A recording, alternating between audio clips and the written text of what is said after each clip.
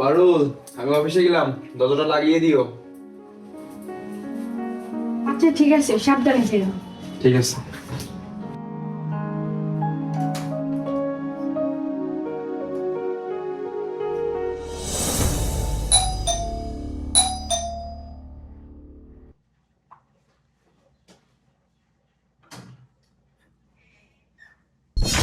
আর আপনি আপনি আবার আসছেন? আপনার জন্য কি শান্তিতে আমরা একটা মাসে সংসার করতে পারবো না? প্রত্যেক মাসে কি আপনার লাগে? বৌমা, আবিরে 3-4 দিন ধরে ফোন দিতেছি, ও ফোনটা ধরে না। ও কই? ও অফিসে গেছে। আর এই যে তো পড়ছেন, আসেন ভিতরে আসেন।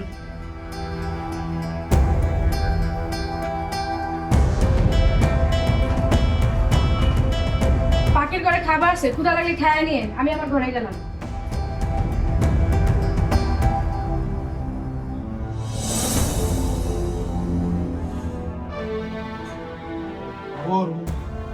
ভালো লাগে না অফিস করতে গরমে। পারুল, এক গ্লাস পানি আনো তো। এই নাও পানি। কি ব্যাপার, কোনো তোমার কি মুড অফ? মুড অফ থাকবো না মানে? তোমার মা বারবার আমাদের বাসায় আসে কেন? মা আসছে? হ্যাঁ, তোমার মা আসছে। আমরা দুইজন নতুন বিয়ে করছি, আমরা সুখে শান্তিতে সংসার করব। তা না তোমার মা 2 দিন পর পর আসে জ্বালাইতে। আস্তে কথা বলো, মা শুনতে পাবে। শুনলে শুনুক, শুনো, তোমার মাকে সরাসরি বলে দিবা এই বাসায় যেন না আসে। আমার এগুলো ভালো লাগে না। এখন ফ্রেশ হয়ে আসো, খাবার দিতে আসছি।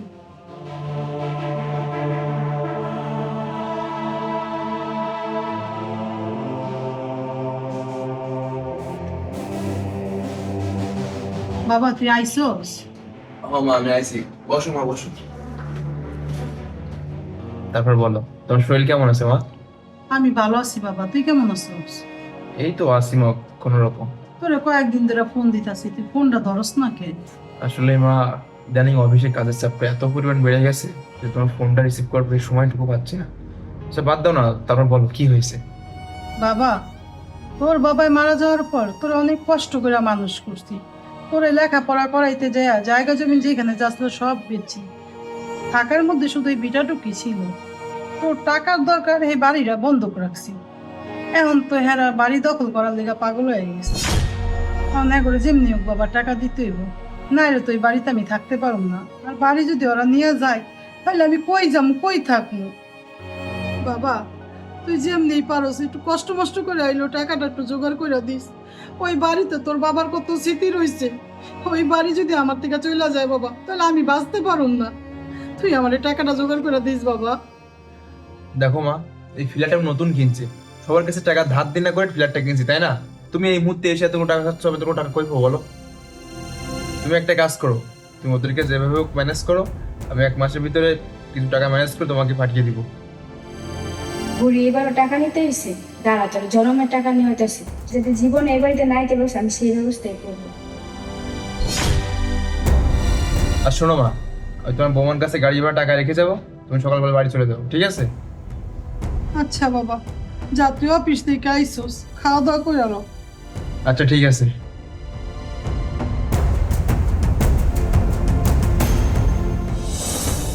বাবা আবির, বাবা আবির। কি ব্যাপার মা, সকাল সকাল ডাকছো কেন? বাবা, আমি বাড়িতে চলে যেতেছি, তোরা ভালো থাকিস। আচ্ছা দাঁড়াও। এই পারুল, অন্য দিকে আসো তো। কি হয়েছে, তো চিল্লাইতেছো কেন? শোনো, আলমারির ড্রয়ে টাকা রাখা আছে, ওখান থেকে 5,000 টাকা এনে মাকে দাও। আচ্ছা ঠিক আছে।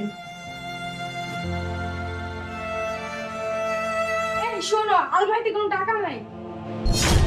সে কি, তুমি ভালো করে খুঁজে দেখছো আলমারি? হ্যাঁ, আমি আলমারি পুরোটা বিছাইছি, আমি একটা টাকাও পাইনি। মানে কি, আমি তো কালকে 2 লক্ষ টাকা রাখলাম আলমারিতে, টাকা কই গেল? টাকা আবার কই যাবে? টাকা কার দরকার? তোমার মার দরকার। আমার মনে হয় টাকাটা উনিই নিছে। এই তুমি এগুলো কি বলছো? হ্যাঁ, আমার মা টাকা নিছে মানে? বাবা বিশ্বাস কর, আমি কোনো টাকা পয়সা নেই নাই। বৌমা, তুমি এগুলো কি বলতেছো? আমি কোনো টাকা নেই নাই তো। আরে টাকাটা তোমার মাই নিছে, আমি 100% শিওর। বাবা বিশ্বাস কর, আমি সত্যি কোনো টাকা পয়সা নেই নাই।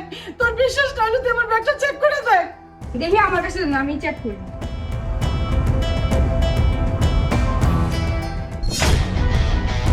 এই দেখো, তোমার মা বলে টাকা চুরি করে না, চোর কথাকার। বাবা বিশ্বাস কর, আমি এই টাকা চুরি করি নাই। আর আমার ব্যাগে এই টাকা কোথা থেকে এসে আমি কিচ্ছু জানি না বাবা। চোরের মার বড় গলা। তুমি আমার মারলা, তোমার মায়ের টাকা চুরি করলা, আর আমারে তুমি মারো। এই চুপ! সত্যি করে বলো এই টাকা এই ব্যাগে কোথা থেকে আসছে বলো। সত্যি করে বলো মানে তোমার সামনে থেকে তোমার মার ব্যাগের থেকে টাকা বের করছে, তোমার মা একটা চোর। এই টাকা এই ব্যাগে কোথা থেকে আসছে সেটা আমি বলছি, তাহলে শোনো।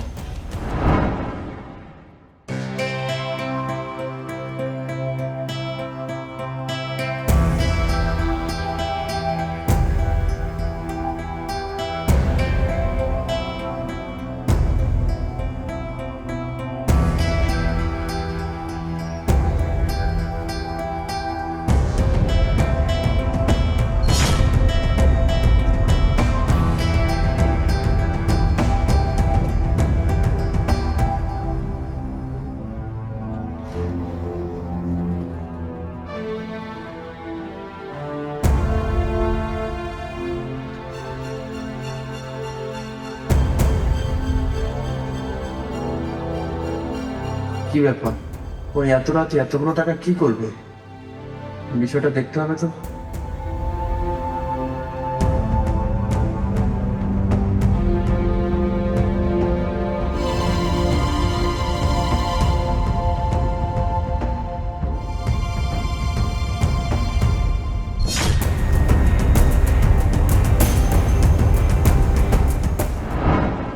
সি সি সি, তুমি এতটা নিচু মনের মানুষ? হ্যাঁ, তোমার মতো মেয়ের সঙ্গে আমি যখন সংসার করতেছিলাম, আরে যে মা নিজের কথা না ভাবে শুধুমাত্র আমার কথা ভাবে আমার সুখের জন্য, আমার বাবার শেষ সম্বল, আমার বাবার অনেক স্মৃতি জড়িয়ে আছে, ভিটা, সেই ভিটা বন্ধক রেখে আমাকে টাকা দিচ্ছে। কেন দিছে?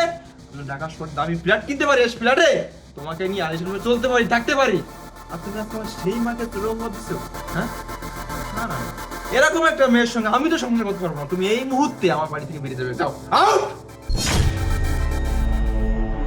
হাবিব, আমি অনেক বড় ভুল করে ফেলেছি, তুমি আমার মাফ করে দাও। আমি এরকম ভুল আর কখনো করব না। আমি তোমাকে অনেক ভালোবাসি, আমি তোমাকে ছেড়ে থাকতে পারবো না। মা, মা, আপনার সাথে অনেক খারাপ ব্যবহার করছি, আপনি আমার মাফ করে দেন। এরকম ভুল আমি আর কখনো করব না। বৌমা উঠো, তোমার প্রতি আমার কোনো রাগ নাই মা, তুমি তো আমার মেয়ের মতো। কিন্তু প্রত্যেকটা মেয়েরই তার শাশুড়িকে মায়ের চোখে দেখা উচিত। আমি তোমাকে মন থেকে মাফ করে দিলাম। না মা, ওর মতো মিথ্যাবাদীকে কোনোভাবে মাফ করবো না। এই বেরিয়ে যা, এক্ষুনি আমার বাড়ি থেকে বেরিয়ে যা, যা বলছি। বাবা, মানুষ মাত্রই ভুল করে, বৌমা তার ভুল বুঝতে পারছে, তুই ওরে মাফ করে দে। শোন, শুধুমাত্র আজকে আমার মায়ের জন্য তোকে মাফ করলাম, তা নয় তো কখনোই করতাম না। মা, আপনি সত্যিই ভালো মানুষ। আজকে থেকে আপনি আমার শাশুড়ি না, আপনি আমার মা।